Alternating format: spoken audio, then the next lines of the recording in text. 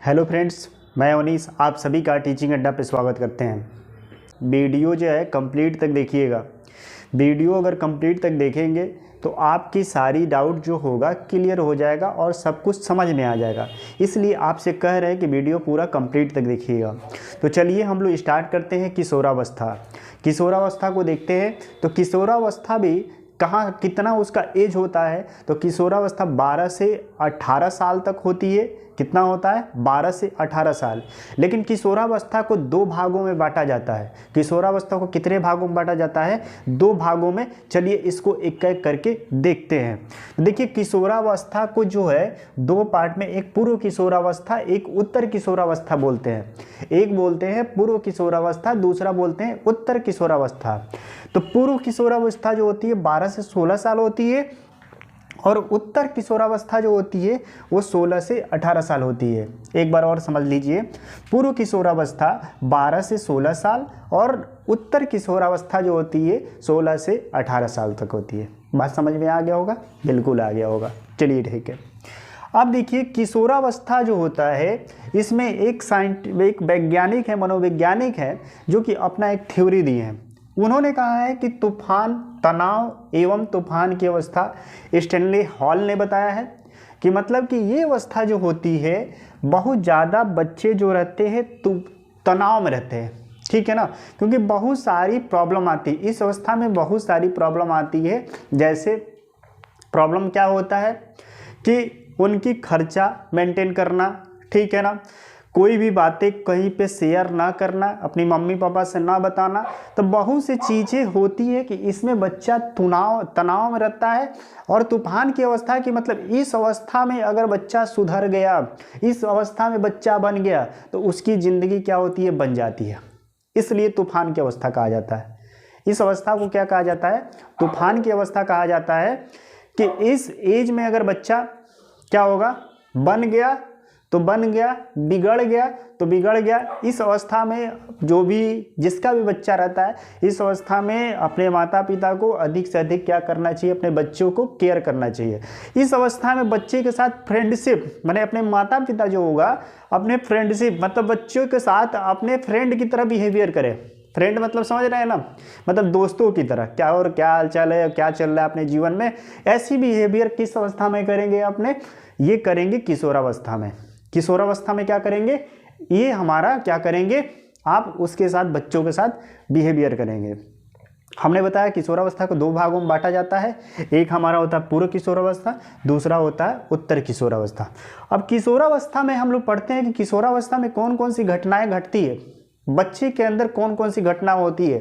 तो वीर पूजा, वीर पूजा मतलब ये होता है कि जैसे इसमें बच्चे देश के प्रति देखेंगे, इस अवस्था में तुरंत निकल जाते हैं झंडा उंडा लेकर के, तुरंत एक्टिव हो जाते हैं कि अरे भाई हमको दे दो, हमको भेज दो पाकिस्तान, अफगानिस्तान, फलाना चिलाना, हम खुद ही अकेले उड़ा देंगे। इस अवस्था में देखते हैं बहुत ज़्यादा इस साल में, इस अवस्था में बच्चा एक्टिव रहता है। इसलिए कहा जाता है वीर पूजा, मतलब देशभक्ति बहुत होती है।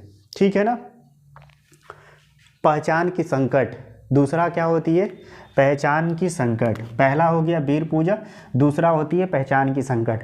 पहचान की संकट मीन्स ये होता है कि बच्चे पहचान ही नहीं पता है कि हम इसमें बड़े हो गए या छोटे हो गए, मतलब बड़े हैं या छोटे हैं, क्या है हमारी अवस्था अभी क्या चल रही है। जैसे में छोटे बच्चों के साथ खेलेगा बच्चा, छोटे बच्चों के साथ वो खेलता है तो मम्मी बोलती है कि अभी छोटे हो क्या, कि छोटे के साथ खेल रहे हो, हाँ तुम बड़े हो चुके हो।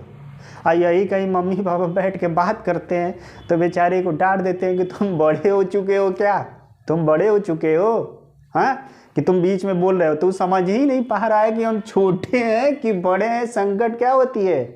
पहचान की संकट होती है। पहचान ही नहीं पता है अपने आप को कि बड़ा है कि छोटा है। गोल्डन एज, इसको बोलते हैं गोल्डन एज, मतलब स्वर्ण काल।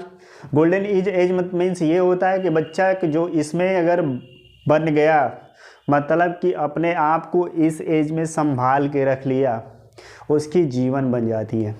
इस एज में अगर थोड़ा भी रास्ता भटक गया उसकी जीवन बिगड़ जाती है, पूरी जीवन बिगड़ जाएगी। तो इसलिए इसे गोल्डन एज भी कहा जाता है। किशोरावस्था में क्या होती है? ठीक है ना, बुद्धि का अधिकतम विकास होता है। इस अवस्था में क्या होती है, बुद्धि की अधिकतम, मतलब कि उसको माइंड जो होती है पूरा डेवलप हो जाता है, उस मतलब कि पूरे अच्छे तरीक़ा से किसी चीज़ को समझ सकता है, जान सकता है और समझ सकता है, ठीक है ना। इस बुद्धि की विकास इसमें सबसे अधिक होती है, मतलब कि पूरा कंप्लीट हो जाता है। अब बुद्धि के विकास मतलब कहने का मतलब है कि पूरे तरीके से एकदम कंप्लीट हो जाएगा, बच्चा हर चीज़ को समझने लगता है, लॉजिक के साथ भी, ठीक है ना, चीज़ों को समझता है, क्रम से भी समझता है। तो ये बच्चा इसमें क्या करता है, बुद्धि के विकास हो जाती है। दीवा स्वप्न मतलब ये हुआ कि डे ड्रीमिंग मतलब ये हुआ कि बच्चा जो है, दीवा स्वप्न मतलब ये होता है कि बच्चा रात को बैठ सोएगा और सोने के बाद सपना देखता है, सोते समय सपना देखेगा, चाहे दिन में सोया है तो सपना देखेगा। सपना ये देखेगा कि भैया हमारे पास फॉर्च्यूनर आ गई, हम 3 बिल्डिंग बनवा लिए, हम ये कर लिए, हम वो कर लिए, मतलब कि इसमें देखेगा कि अजीबो गरीबो सपना देखेगा। ये अजीबो गरीबो सपना क्या होगा, देखेगा। मतलब कि अपनी मम्मी पापा से अगर मम्मी पापा कहेंगे कि बेटा ये काम कर लो, चाहे कि देखो हम इतना मेहनत से ये चीज़ किए हैं, तो वो कहेगा कि इस अवस्था में कि मम्मी आप क्या की हो, हमारा समय आएगा तो देखना, हम ऐसे तो घर 4 बनवा देंगे, ऐसे गाड़ियाँ तो 4 खड़ी कर देंगे। वो सपना देखता है और मतलब कि जब तक उसके अंदर मतलब कि ईगो टाइप का रहता है, जब तक वो काम करता है तो वो सपना देखेगा। और दिन में क्या होगा, जब सपना खुलेगी तो सारा क्या होता है, भूल जाता है, सारा क्या होगा, भूल जाएगा। मतलब सपना जो होगी देखेगा और जहाँ सपना खुला सारा क्या होगा, सपना खत्म, मतलब कि उसकी पूरी ड्रीम क्या हो जाती है, खत्म हो जाती है। नेतृत्व की भावना, लीडरशिप मतलब कि अपने ग्रुप में जब भी रहेगा, अपने लीडरशिप करने की मतलब आगे आगे काम करने की क्षमता जो होती है वो किशोरावस्था में ही होती है। आगे आगे काम करने की जो, जैसे लीडरशिप मतलब कि जो कोई भी काम करना हो तो सोचेगा कि हम आगे खड़ा हो जाए और खड़ा होकर के उस काम को करें, तो ये हो जाती है। किस अवस्था में आता है, किशोरावस्था में ही आता है, किशोरावस्था में ही आता है। किस में, लीडरशिप की। विद्रोह की भावना, विद्रोह की भावना मतलब ये होती है कि कोई भी काम करेंगे, ठीक है ना, तो उसका क्या तुरंत क्या करेगा, विद्रोह करेगा, ठीक है ना। ये किस अवस्था में आती है, हमारा किशोरावस्था में आती है। आपराधिक प्रवृत्ति का विकास मतलब इसी अवस्था में बच्चा जो होती है अपराध की तरफ भी बढ़ जाते हैं, मतलब कि मोटिवेट हो जाते हैं अपराध की तरफ, मतलब कि गलत संगत पड़ जाती है, जिससे क्या होता है आपराधिक क्षेत्र में वो क्या करते हैं, कदम रख लेते हैं और अपराध के क्षेत्र में मारपीट झगड़ा झंझट में ये सब में आगे बढ़ने लगते हैं, ठीक है ना। और एक और समायोजन का अभाव, समायोजन का अभाव मीन्स ये होता है कि बच्चा अपने आप को एडजस्ट नहीं कर पाता है कहीं भी। जैसे मान लो कहीं गया, मान लो कहीं गया पार्टी में जाना है, तो मम्मी से बोलेगा मम्मी हमारे लायक वो पार्टी वोटी है नहीं, हम जाने वाला नहीं है।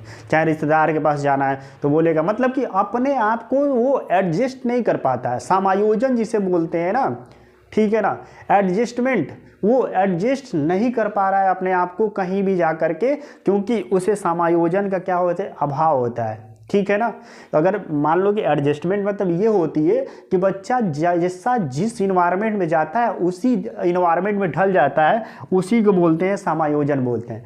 लेकिन यहाँ पे बच्चे के अंदर समायोजन की अभाव रहता है कि मतलब कि हर इन्वायरमेंट में जाकर के वो रहना पसंद नहीं करता है और समायोजन नहीं कर पाता है।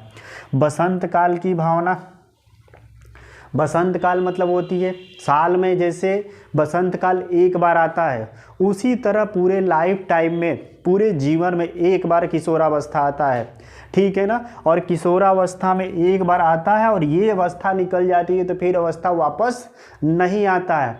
और एक चीज़ और इसमें क्या होता है कि बच्चे जो लड़के जो होते हैं वो लड़कियों की तरफ आकर्षित होते हैं और लड़कियां जो हैं लड़कों की तरफ आकर्षित होती हैं। इस अवस्था में और क्या होता है, बच्चे जो होते हैं अपने आप को जिम में एकदम मतलब सोचते हैं कि हमारी बॉडी क्या रहे, एकदम फिट रहे, एकदम स्लिम दिखे। उसी तरह हमारी लड़कियों के अंदर क्या होती है, सोचती है कि एकदम डाइट होकर के एकदम हम पतला दिखे, बस थोड़ा भी फैट नहीं आना चाहिए। इस अवस्था में बच्चे के अंदर ये अंदर आती है गुण, ठीक है ना। तो आपको किशोरावस्था मुझे लग रहा है कि समझ में आ गया होगा। आप इसे वीडियो को कंप्लीट देखिएगा। अगर समझ में आया होगा तो लाइक शेयर और कमेंट ज़रूर करिएगा और बताइएगा मुझे। तब तक के लिए जय हिंद,